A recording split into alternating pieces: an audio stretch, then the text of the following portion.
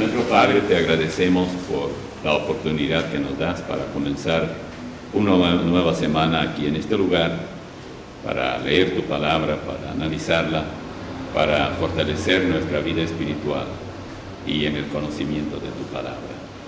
Recibe tú toda la gloria y pedimos que tú nos guíes en el nombre de Cristo Jesús. Amén. Estamos en el capítulo 4 de Juan, en la última parte. Ya hemos tocado toda la primera parte, pero vamos a leer desde el versículo 25. En el versículo 25, porque nosotros llegamos hasta hablar acerca de la mujer samaritana, cuando llegaron los apóstoles y ella luego se fue para hablar a sus connacionales, digamos así, o conciudadanos. Versículo 25 dice: le dijo la mujer: sé que ha de venir el Mesías, llamado el Cristo. Cuando Él venga, nos declarará todas las cosas. Jesús le dijo: yo soy el que habla contigo. En esto vinieron sus discípulos, y se maravillaban de que hablaba con una mujer. Sin embargo, ninguno dijo: ¿qué preguntas? ¿O qué hablas con ella? Entonces la mujer dejó su cántaro y fue a la ciudad, y dijo a los hombres: venid, ved a un hombre que me ha dicho todo cuanto he hecho. ¿No será este el Cristo? Entonces salieron de la ciudad y vinieron a él. Entre tanto, los discípulos le rogaban diciendo: Rabí, come. Él les dijo: yo tengo una comida que comer, que vosotros no sabéis. Entonces los discípulos decían unos a otros: ¿le habrá traído alguien de comer? Jesús les dijo: mi comida es que haga la voluntad del que me envió y que la acabe, y que acabe su obra. ¿No decís vosotros: aún faltan 4 meses para que llegue la siega? He aquí os digo: alzad vuestros ojos y mirad los campos, porque ya están blancos para la siega. Y el que siega recibe salario, y recoge fruto para vida eterna, para que el que siembra goce juntamente con el que siega. Porque en esto es el verdadero dicho: uno es el que siembra y otro el que siega. Yo os he enviado a segar lo que vosotros no labrasteis, otros labraron, y vosotros habéis entrado en sus labores. Y muchos de los samaritanos de aquella ciudad creyeron en él, por la palabra de la mujer, que daba testimonio diciendo: me dijo todo lo que he hecho. Entonces vinieron los samaritanos a él y rogaron que se quedase con ellos, y se quedó con ellos 2 días. Y creyeron muchos más por la palabra de él, y decían a la mujer: ya no creemos solamente por tu dicho, porque nosotros mismos hemos oído y sabemos que verdaderamente este es el Salvador del mundo, el Cristo. Yo les hablé mucho acerca de la cuestión de la vez pasada, la diferencia entre los samaritanos y los judíos. Ya hemos entendido, creo, esto, quiénes eran unos y otros, y la diferencia que había entre unos y otros, y cada uno reclamaba su propio monte de adoración: el monte Gerizim y el Moria. El Moria es el monte donde estaba el templo de Salomón. Hoy está allí la mezquita Omara, que es un lugar muy importante, el tercero en importancia para los árabes o para el Islam, de adoración. No sé si les conté un incidente que tuvimos cuando fuimos a Israel una vez. Yo fui, creo, 3 o 4 veces, pero esa vez fue algo bien interesante, porque nosotros llegamos al lugar. Yo siempre llevaba mi Biblia. Esta Biblia que tengo viajó por todo el mundo, y yo lo llevaba conmigo, y así se nota que puede ser una Biblia. Y entramos por una puerta que entra uno por uno, y los árabes que dejan entrar, ellos revisan lo que uno lleva, porque hay cosas que no se puede llevar para adentro, y una de las cosas que no se puede meter allí es la Biblia. Y bueno, y por alguna razón el que estaba allí me dejó entrar. Y yo entré y había un árbol que daba un poco de sombra, y allí estaban todos los... estaba el templo ese, había unos con sotanas largas que caminaban, que eran seguramente los líderes del Islam. Nosotros entramos también en esa cúpula de la roca, y ellos dicen dónde estaba la piedra donde Abraham iba a sacrificar, ellos dicen a Ismael, y cosas por el estilo, ¿no? A Isaac. Ustedes saben que ellos, qué es lo que ellos creen. Bueno, de cualquier manera, nosotros estuvimos allí, y yo comencé, en todas partes hacía esto, comencé a leer el texto que corresponde al lugar. Entonces leí el texto donde habla cómo se escogió ese lugar para que sea el templo, allí edificando el templo de Salomón, y una serie de cosas, y comencé a hablar. Y nuestro guía, que era muy astuto, él era judío, y él miraba nomás, estaba como guardia allí alrededor nuestro. Y yo vi de paso que había un chico, parece, por ahí en el patio. El patio es grande allí donde está esa mezquita, y hay otros edificios más. Y estaba tirando piedra, parece, contra este hombre que mayor. Y él, con toda su sotana larga, comenzó a correrlo. Y yo vi algo de eso, pero no vi mucho porque yo estuve hablando. Y después me dice, Benjamín se llamaba el guía nuestro, hiciste lo que jamás debías haber hecho. Digo, ¿qué? Y tú sabes lo que, si te hubieran visto con la Biblia, ¿cómo es que te dejaron entrar? A mí no me hicieron nada. Y dije, cuando yo abrí la Biblia para hablar, ¿por qué no me dijiste que me calle? Y dice, no, yo pensé, a ver, voy a ver, mientras no haya peligro, está bien. Y justo me contó que estaba entretenido el hombre de guardia que hacía allí por ese chico que tiraba piedra. Y eso hizo que yo pudiera decir todo lo que quería, cerré la Biblia, fuimos a entrar allá y todo. ¿Cómo lo hice? Dice, tú eres el único que ha hecho eso. Nadie jamás habría hecho esto, porque aquí se prohíbe aún ni siquiera entrar con la Biblia. Te confiscan, luego te devuelven cuando sales. Pero no permiten, porque ellos son enemigos, pero declarados, de los cristianos. Eso no se permite. Así que ustedes pueden ver que ese monte en la época del Señor y los discípulos era discutido de en qué monte realmente hay que adorar. Si hay que adorar en el monte Gerizim o en el monte Moria. Uno de los dos debe ser, pero ¿quién sabe cuál de ellos?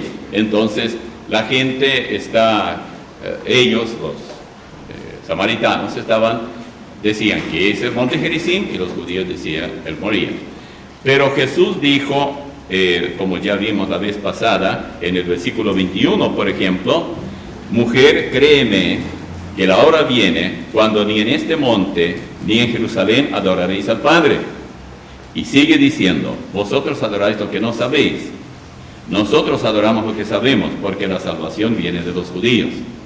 Es notable que Jesús haya hecho hincapié en un monte, en un determinado lugar. Pero no es tanto por eso, tal como les dije la otra vez, no es tanto por el monte, es más por quién es el que nos trajo la salvación. ¿Es el Islam? ¿Es Mahoma? ¿O es Cristo? Creo que este es el asunto. Y por eso cuando Pablo escribe a los romanos, que la vez pasada creo que tocamos, no estoy seguro, de paso, les dice algo en el capítulo 3, versículos 1 y 2, que nunca debemos olvidar. Hay que admitir que debemos mucho a los judíos. Dice, ¿qué ventaja tiene pues el judío? ¿O de qué aprovecha la circuncisión? Mucho en todas maneras. Primero, ciertamente, que les ha sido confiada la palabra de Dios. ¿Qué nos dice esto? Que la Biblia, y solo la Biblia, es la palabra de Dios, porque cuando habla de los judíos, que les ha sido confiada la palabra, ¿de qué parte de la Biblia habla? ¿Del Antiguo o del Nuevo Testamento? Por supuesto del Antiguo. El Nuevo todavía no existía, estaba todavía en su progresión escribiéndose, pero todavía ni siquiera comenzó a escribirse en ese momento. Cuando ya Pablo escribe estas palabras, sí, pero la salvación viene de los judíos. En otras palabras, ¿Por qué es tan importante saber que la salvación viene de los judíos? Bueno, una de las razones es porque Cristo vino de ellos, de la tribu de Judá. Los judíos tienen un origen en un hombre.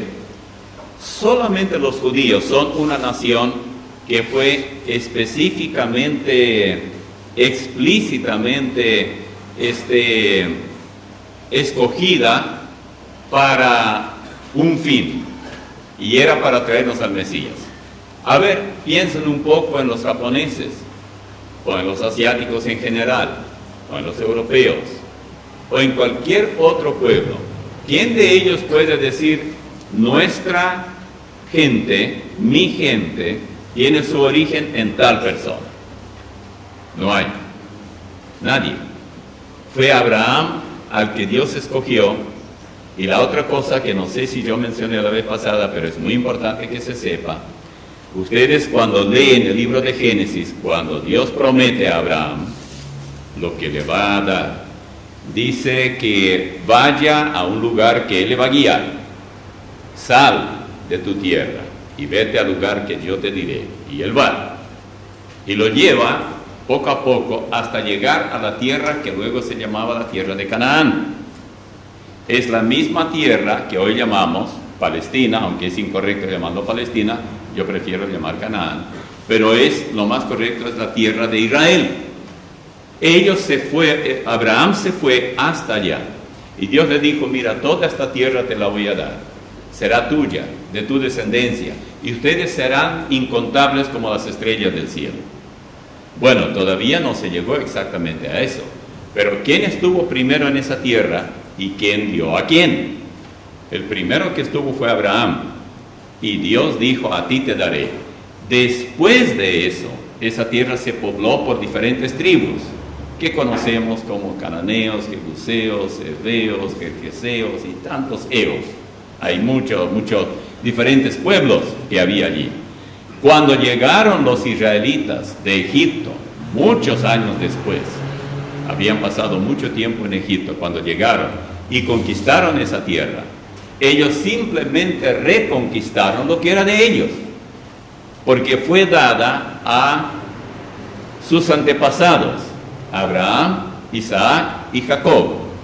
Esto es lo que nosotros tenemos que saber cuando los árabes o los islamitas, y nosotros en los diarios podemos leer muchas veces comentarios en la televisión y en la radio diciendo que qué clase de intrusos son los israelitas que vinieron y le quitaron la tierra a un pueblo que vivía allá y ahora reclaman ser suya. Por eso los palestinos ahora dicen que es de ellos esa tierra, porque ellos, que son los filisteos de antes, que ya se mencionan, que estaban allí, los filisteos y palestinos son los mismos. Dice, bueno, ellos vinieron después y nos arrebataron nuestra tierra, pero es nuestra, nosotros tenemos que recuperarla. ¿Cuál es la respuesta? No es de ustedes, ni nunca era. Ustedes la ocuparon, pero Dios fue quien primero escogió a Abraham, segundo lo llevó a ese lugar, a ese territorio, tercero le dijo, esta tierra te la daré a ti y a tu descendencia. ¿Cuál es la descendencia de Abraham? Los israelitas. Ellos son la descendencia de Abraham. Por eso cuando esta samaritana, aunque ella nada tiene que ver con filisteos ni nada de esto, ella sí tiene que ver con una mezcla que ya explicamos la vez pasada, de un pueblo que no era, llamarían los israelitas, no era puros israelitas, era una mezcla con los sirios. Y entonces, puesto que era esa mezcla de gente, ya no podían reclamar ellos el monte Moria como lugar de ellos. Y ellos inventaron que en realidad era el Gerizim, el que Dios había escogido.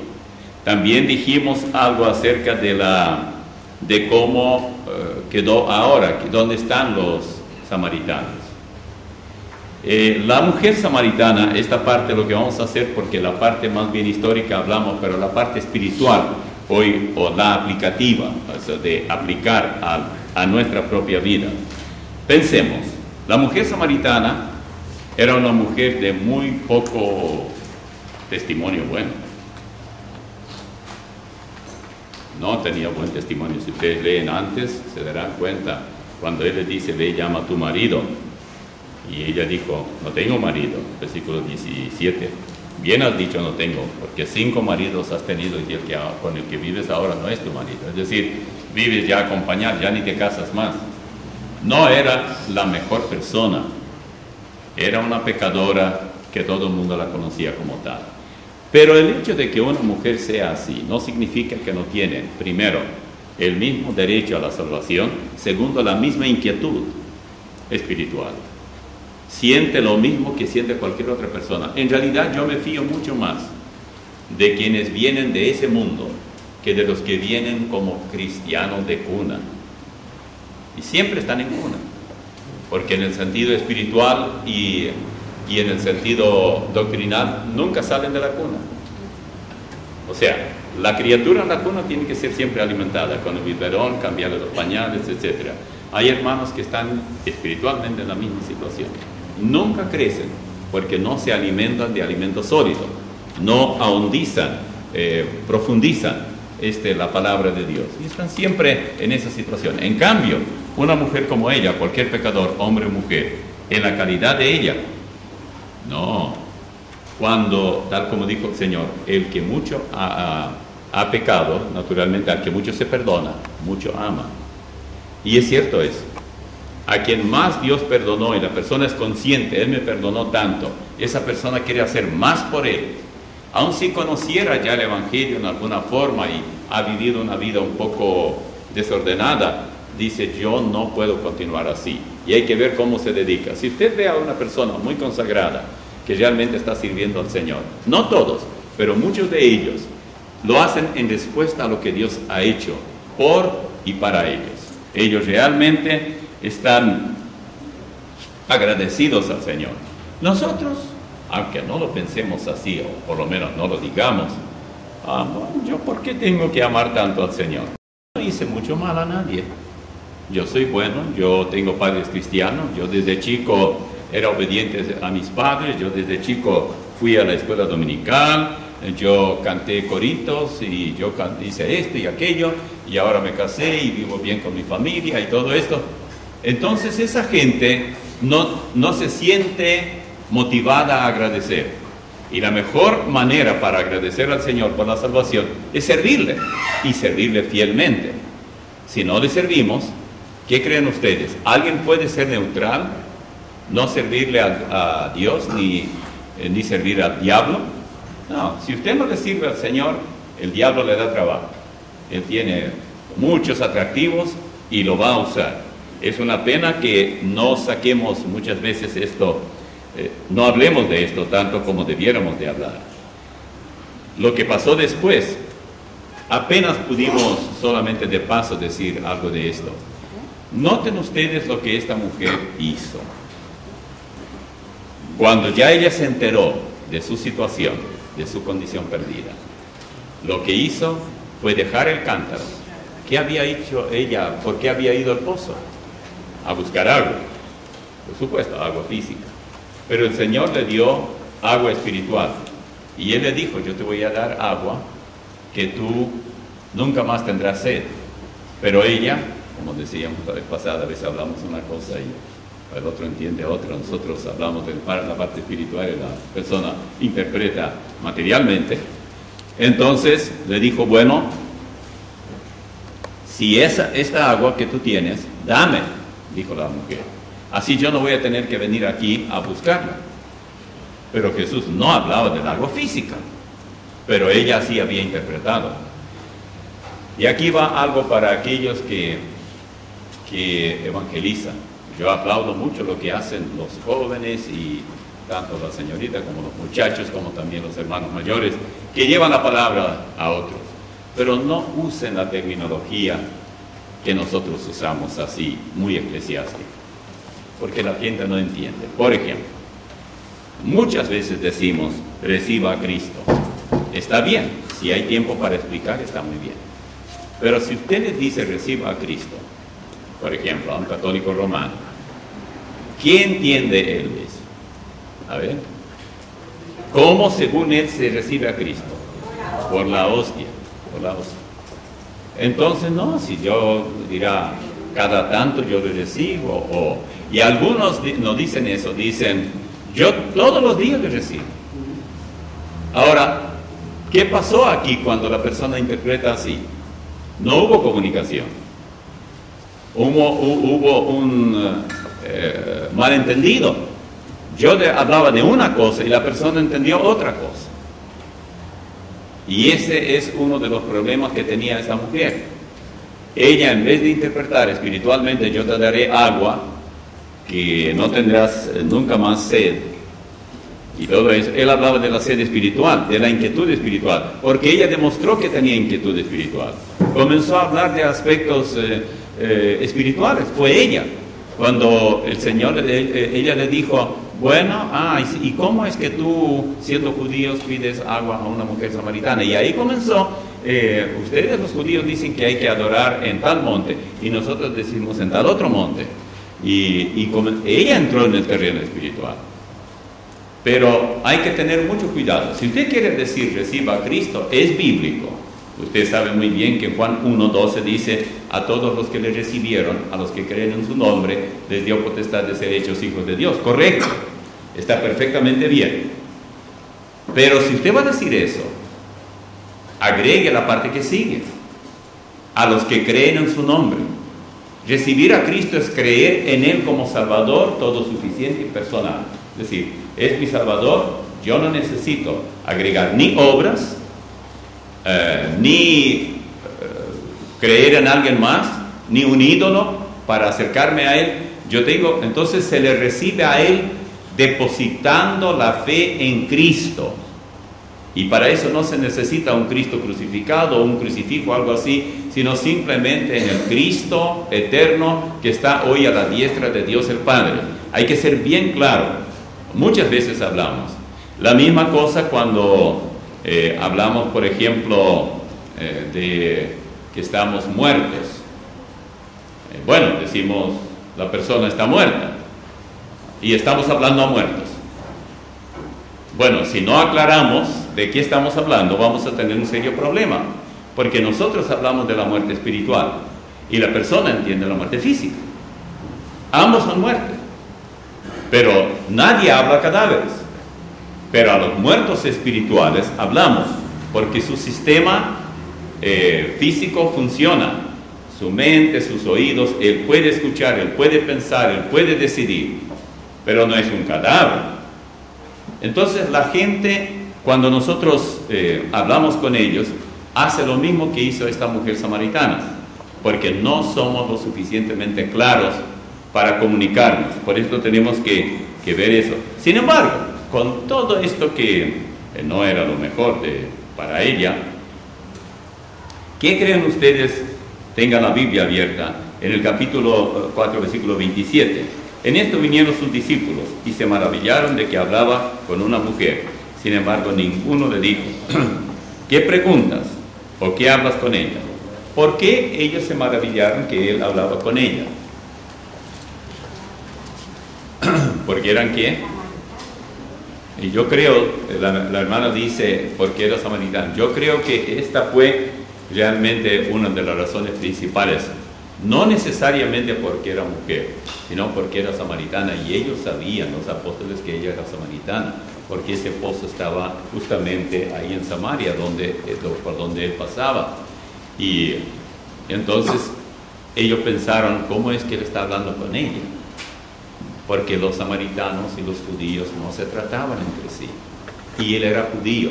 Tanto es así que a ella le sorprendió mucho que él pudiese dar tiempo y conversar con ella. Pero ellos no le dijeron nada. Dijeron, bueno, él sabrá lo que está haciendo. Ellos ya vinieron de comprar su lunch o lo que fuera, porque tenían que comer. Y la mujer dejó su cántaro al instante y fue a la ciudad y dijo a los hombres, ¿recuerdan cuántas palabras ella predicó? 7. Venid, ved a un hombre que me dijo todo lo que he hecho.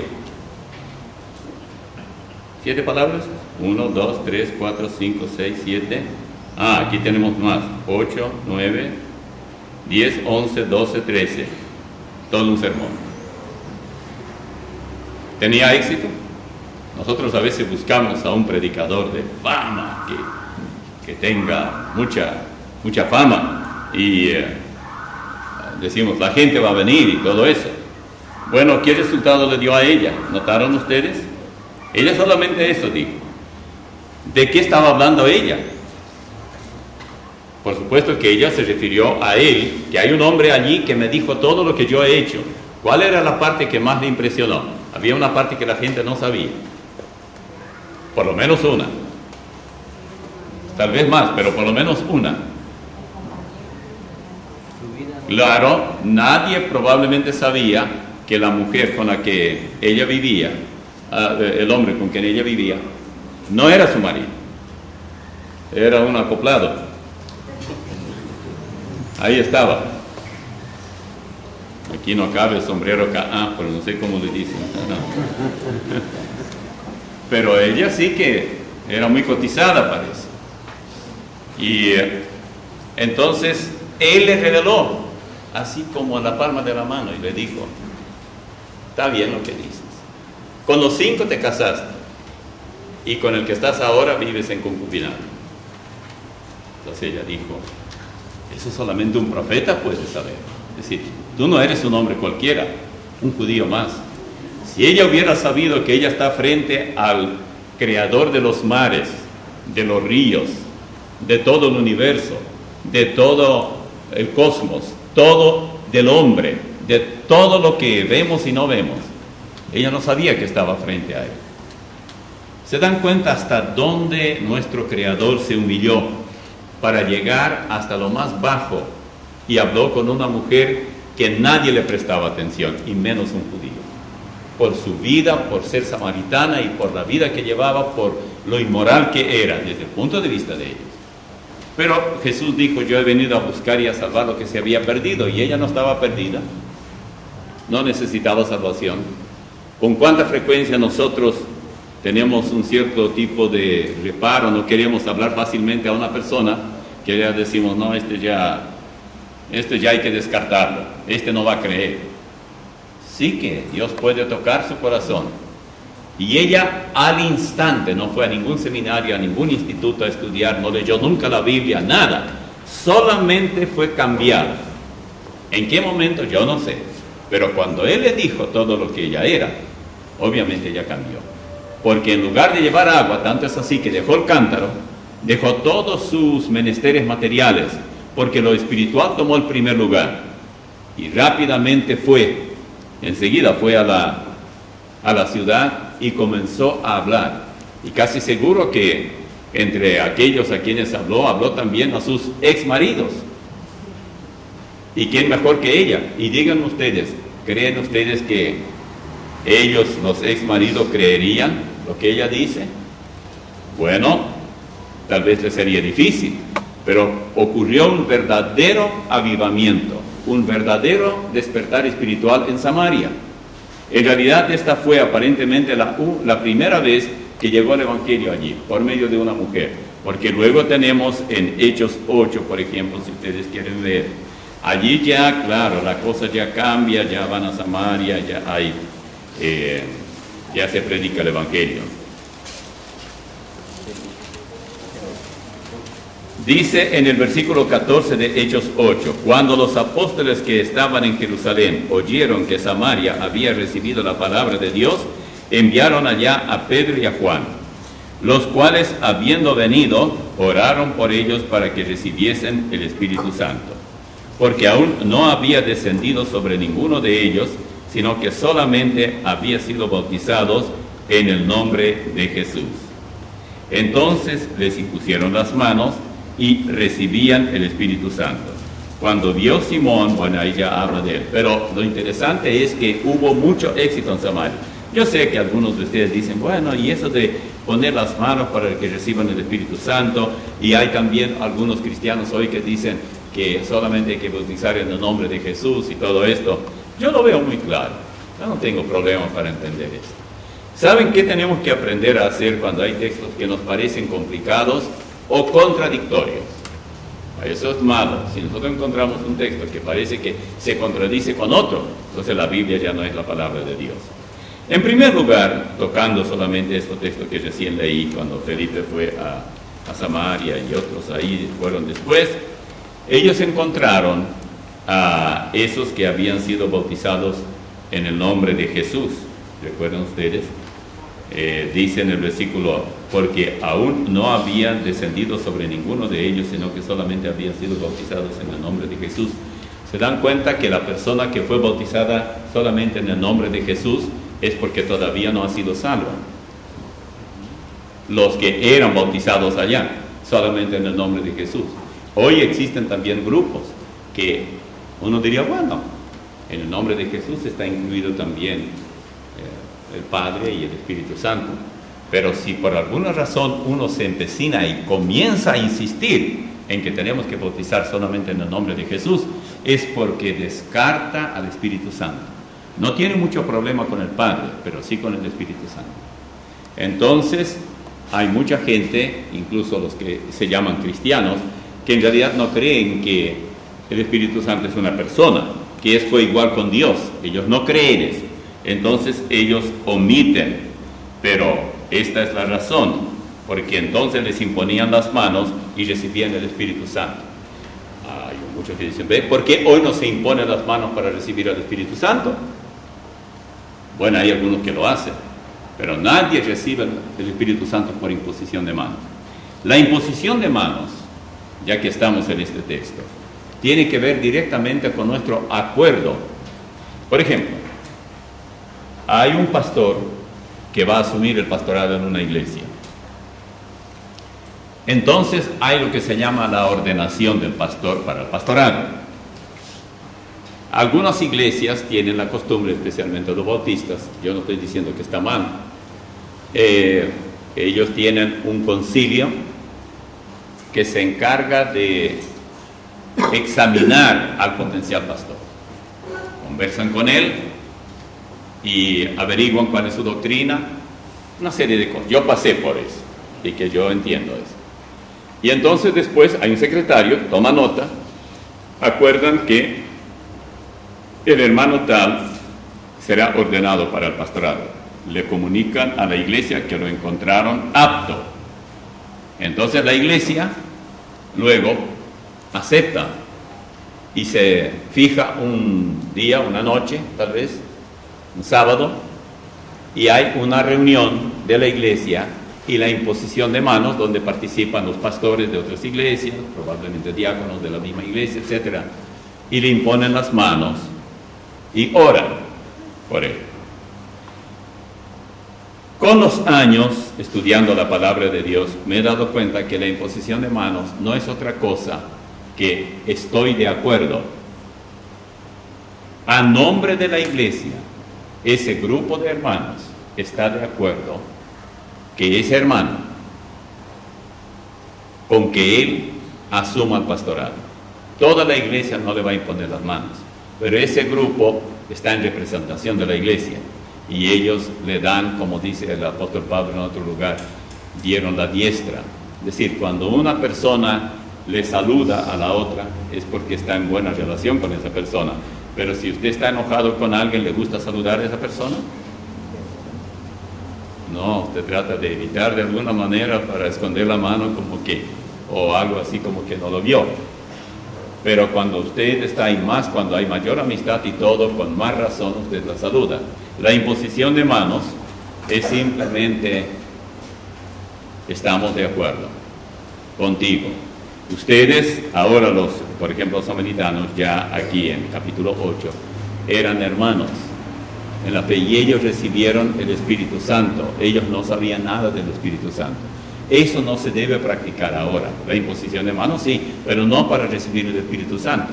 Ahora pregunto yo, ¿por qué no? ¿Algunos de ustedes pueden decir por qué no?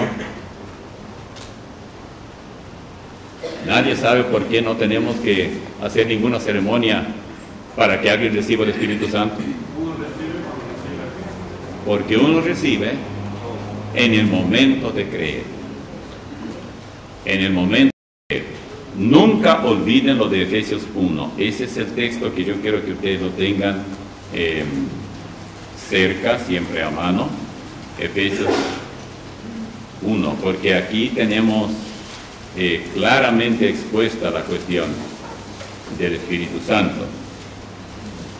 En el versículo 13 dice, hay un pronombre personal, en él, también vosotros, habiendo oído la palabra de verdad, el evangelio de vuestra salvación, y habiendo creído en él, fuisteis sellados con el Espíritu Santo de la promesa, que es las arras de nuestra herencia, hasta la redención de la posesión adquirida para el avance de su gloria. Permítanme explicar un poquitito esto. En primer lugar, cuando nosotros oímos y creímos, recibimos el Espíritu Santo. Segundo, fuimos sellados con el Espíritu Santo. Cuando nosotros colocamos un sello, por ejemplo, un libro, y ahí ponemos un sello, este libro pertenece a... ¿Por qué hacemos eso? Porque es mi libro. Cuando la Biblia dice que fueron sellados con el Espíritu Santo, Dios da al Espíritu Santo como señal que somos de Él. Pero no termina allá, pues de la promesa, que es las arras, la palabra arras significa garantía, de nuestra herencia hasta la redención de la posesión adquirida. ¿Cuál es nuestra herencia? La vida eterna. Tenemos por la eternidad, pero todavía no la hemos obtenido. Todavía estamos aquí sujetos a la muerte física, pero allá no habrá muerte más. Entonces, ¿hasta dónde, hasta cuánto nos sirve el Espíritu Santo que recibimos? Algún día tendremos que rellenarnos como el combustible en el auto, que andamos, y les decía una vez una hermana, dice, es igual como el auto. Usted anda y se le va la gasolina, hay que volver a la estación de servicio y meterlo. ¿Y dónde está la estación de servicio que le rellena a uno? ¿Será alguna de esas iglesias que creen en eso? Usted tiene que ir allá porque usted ya está vacío, ya no anda más. No hay tal cosa. Aquí este texto claramente dice que es la garantía de nuestra herencia, la herencia que en esperanza es nuestra, nosotros esperamos eso, la garantía está. El Espíritu Santo es la garantía realmente, pero todavía no estamos en el cielo, estamos aquí. Y nos gustaría ir al cielo, ¿verdad? Pero todavía no nos fuimos. Vuelvan otra vez a Juan. ¿Cómo entienden ustedes el versículo 35? ¿No decís vosotros, aún faltan 4 meses para que llegue la siega? He aquí os digo, alzad vuestros ojos, mirad los campos, porque ya están blancos para la siega. Bueno, evidentemente faltaban 4 meses para la siega. Y ellos sabían lo que era el sembrado y en qué meses se coseche. Entonces, Él dice, alzad vuestros ojos y mirad los campos, porque ya están blancos para la siega. Esto Él le dice a los discípulos, a los apóstoles. O sea, hay que cegar, porque ya están listas las almas para escuchar el Evangelio. Pero luego Él dice algo que parece un poco filosófico y un poco confuso. Versículo 36.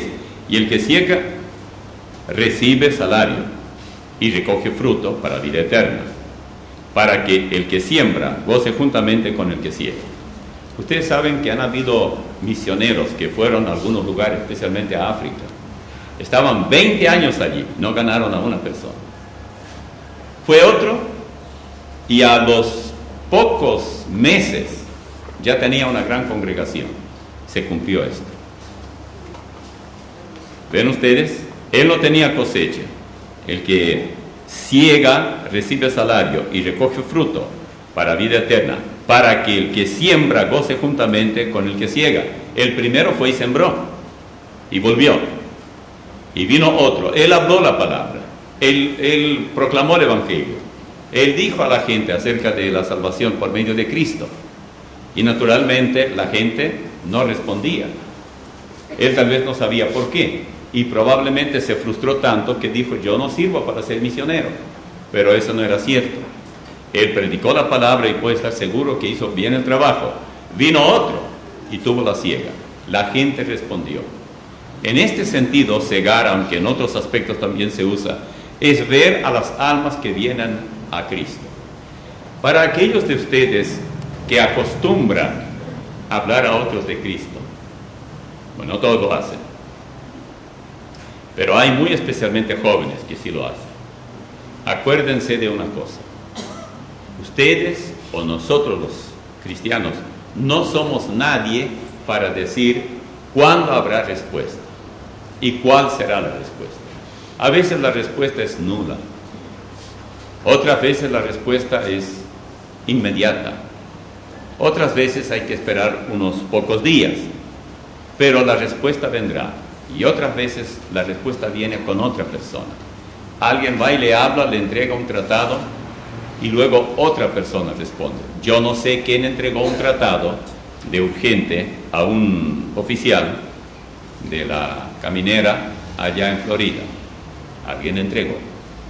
Y él me llamó el otro día y me dijo: yo le llamo, ¿quién es usted? ¿Es pastor? Digo, sí. Ya alguien le había dicho que recibió la llamada. Y yo le quiero comunicar que yo tengo acá un folleto que dice urgente. Y yo lo leí y quiero saber más de esto. Le voy a ser franco, yo soy de Concepción, pero estoy sirviendo aquí, yo soy uniformado. Y yo quisiera recibir más información sobre esto. Yo no sé quién entregó el tratado, pero yo hice la otra parte. Le mandé varias cosas, un paquete grande por ómnibus. Inmediatamente él me llamó que ya había recibido. Todo eso lo recibió. ¿Quién finalmente lo llevará a Cristo? O si él ya llegó a entender, yo no sé. Es probable que alguien tenga que hablarlo. Pero fíjense ustedes que con una persona tal vez participen 3 para llevarlo a Cristo. Pero la cosa muy grande aquí que hay es esta. Lo que Jesús dice: para que el que siembra goce juntamente con el que ciega. Usted no es menos porque usted solamente habló y no hubo respuesta que aquel que luego obtuvo la respuesta. Claro, a nosotros nos gustaría que la persona enseguida reciba a Cristo. Nosotros queremos sembrar y que crezca como ese junco que creció para hacerle sombra a Jonás, pero al rato vino un gusano y lo perforó y cayó y ya no hubo sombra. No, ese tipo de plantas no sirven. Hay que hacer un trabajo mucho más lento muchas veces. Otras veces el pastor predica. Ustedes ven que aquí virtualmente todos los domingos hay gente que responde al Evangelio. ¿Qué creen ustedes? ¿Ellos nunca escucharon? Ellos escucharon o por la radio que alguien les habló. No hay una sola voz en la radio, hay varios predicadores. O alguien de ustedes les habló. Una vez recuerdo un señor llamado Jerry Fowler, de Lincoln, Virginia. Estuvimos hablando con él en su oficina. Y yo, estando hospedado en un motel, acá motel es mala palabra, pero en Estados Unidos es lo mismo que un hotel, pero se llama así porque tiene ciertas características un poco diferentes, menos costoso, etc. Y de mañana, yo no tengo televisión en casa, pero de mañana prendí el televisor y por lo menos no tengo acá. Y de mañana hay muchos programas espirituales y estaba hablando Fowler. Yo todavía recuerdo que él habló de Lucas 16, de 19 en adelante, donde habla de rico y Lázaro. Ese era el tema. Y luego yo vi que por el pasillo mucha gente vino al frente. Tal vez esa vez que yo vi unas 30 personas. Y él me dijo: no, yo no soy el que hago eso. Eso hacen los hermanos. En realidad dijo: estos que vienen, ellos ya vienen para decir que recibieron a Cristo. Ellos no vienen, algunos tal vez sí, pero la mayoría no se puede en 20, 30 minutos, que era lo que él predicó, presentar un mensaje tan completo como para que la persona tome una decisión definitiva. Se puede hacer a veces, pero no con todos. Había un pastor que decía: no pierda más de 20 minutos con una persona. A los 20 minutos tiene que aceptar a Cristo. Bueno, yo lo admiro, él tenía una iglesia muy grande, como 16,000 personas y todo esto, eso está muy bien, pero mi pregunta es, ¿cuántos de ellos realmente recibieron a Cristo? ¿Qué se puede hacer? El sembrador siembra y espera por mucho tiempo para recibir la siega. Yo creo que nosotros tenemos que aprender este principio también. Y luego dice en el versículo 37, si ustedes tienen la Biblia abierta, porque en esto es verdadero el dicho, uno es el que siembra y otro el que siega. Y después, yo os he enviado a segar lo que vosotros no labrasteis, otros labraron, y vosotros habéis entrado en sus labores. Quería que comentamos un poco esto, pero hoy aplicamos más a nosotros. Él lo dijo acerca de los profetas antiguos, que hicieron el trabajo, hablaban de un Mesías, y a estos, a los apóstoles, les cupo decir, el Mesías ya está, ya vino, del que hablaron, tanto Isaías, como Jeremías, como Daniel, como Oseas, como Joel, como desde el principio, Moisés también habló del Mesías. Los salmos, vino. En este sentido se cumplió en ellos. Uno es el que siembra y otro el que siega. Yo os he enviado a segar lo que vosotros no sembrasteis, porque ellos fueron a hablar a los judíos. Y los judíos eran los que, de ellos salieron los profetas, los que anunciaron que vendría el Mesías. Y luego dice, en el versículo, si nosotros aplicamos esto a nuestra vida, yo os he enviado lo que vosotros, o sea, os he enviado a cegar lo que vosotros no labrasteis. Bueno, piensen un poco en esto. ¿Cuánto podríamos nosotros hacer en el campo de la obra del Señor si no tuviéramos la Biblia? Nada. ¿Quién hizo que la Biblia llegara hasta nosotros? Bueno, había traductores que tradujeron la Biblia a nuestro idioma. Había impresoras que imprimieron. Había organizaciones que pagaron para imprimirla. Nosotros vamos y nos servimos de lo que ya está. Pagamos algo por ese ejemplar. Pero el valor de una Biblia va mucho más allá de lo que nosotros podemos pagar. Así que, definitivamente, nosotros también estamos incluidos aquí. Os he enviado a cegar lo que vosotros no labrasteis. Gracias a la Biblia nosotros podemos cegar muchas almas para Cristo. Podemos conducir a muchos a Cristo porque la palabra está disponible. Y muchos de los samaritanos de aquella ciudad creyeron en Él por la palabra de la mujer, que daba testimonio diciendo, me dijo todo lo que he hecho. Aquí son las 7 palabras que yo les dije. Me dijo todo lo que yo sé. Ese era su sermón. Es el sermón más corto que yo conozco. Algunos de ustedes que se cansa de escuchar me dirán, ¿y por qué usted no abrevia para...? Ya no tanto como 7 palabras, 7 minutos. No, porque se van a enojar ustedes, no les va a gustar. Tampoco. Ustedes quieren seguir escuchando la palabra y para esto estamos. No tenemos que pensar mucho en el tiempo que ocupamos si tenemos algo que vale la pena. Cuando ustedes miran en el televisor alguna película que les llama la atención, que les interesa, yo creo que pasa la hora y ustedes no se dan cuenta. Cuando uno es muchacho y tiene su novia y la quiere mucho, y está con ella,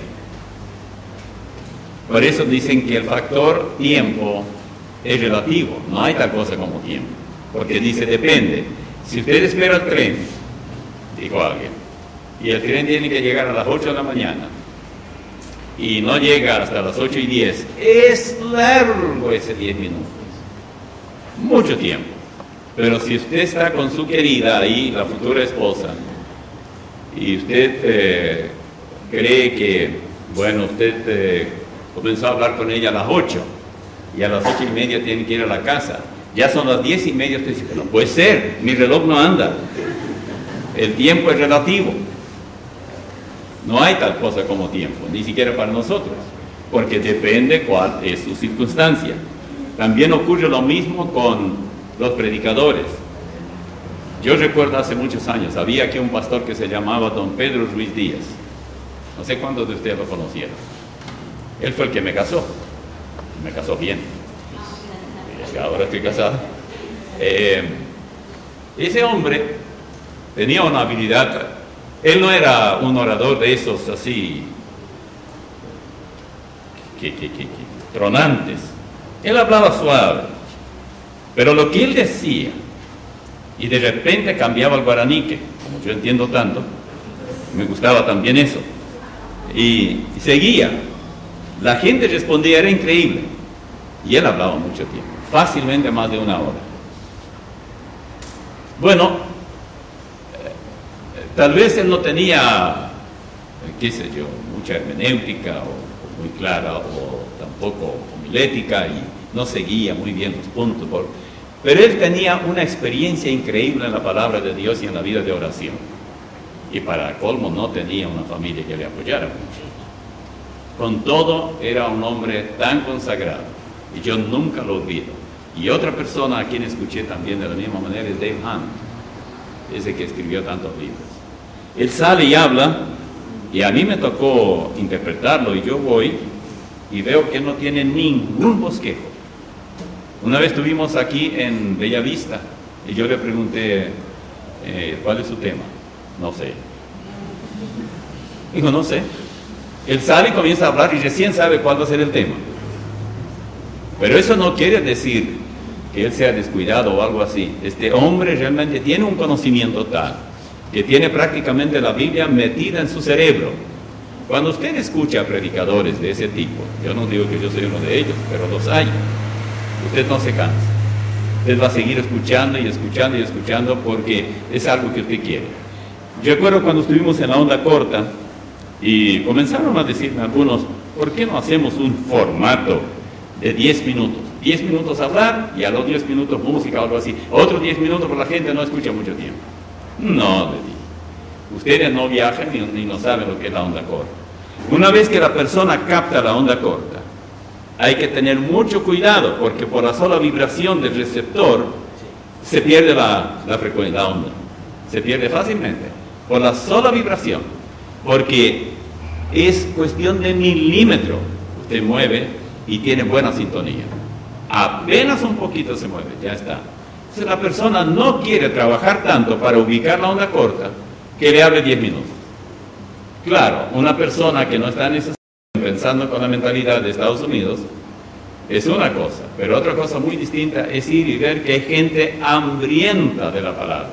Se quedan horas y horas y escuchan, y muchos graban y luego discuten ese asunto. ¿Cómo nos voy a dejar con 10 minutos? No tiene sentido. El mensaje de esta mujer era breve. Primero, ella no era predicadora. Segundo, ella no era pastora. Tercero, ella no era profetisa. Era una pecadora que acababa de recibir a Cristo. Creo que más de una de las personas que acaban de encontrar en Cristo a su Salvador, si dijeran a alguien, Él me salvó, Él me hizo una nueva criatura. Si ustedes escuchan este programa Desencadenados, ustedes habrán visto la cantidad de temas que hay allí, de historias, de personas que fueron reconocidas como cambiadas por la vida diferente que llevaron. Y luego le preguntan, pero yo te veo cambiado, ¿qué te pasó? Bueno, yo recibí a Cristo como mi Salvador. ¿Ven ustedes cuán pocas palabras? Pero la persona que le pregunta ya está impresionada por la actitud, por la conducta de esa persona, de este que no era cristiano. La persona que se dedica a enseñar, como el caso de un pastor en un templo, es una cosa. Pero la persona que da testimonio en medio de sus compañeros de trabajo, en cualquier lugar, no necesita hablar mucho.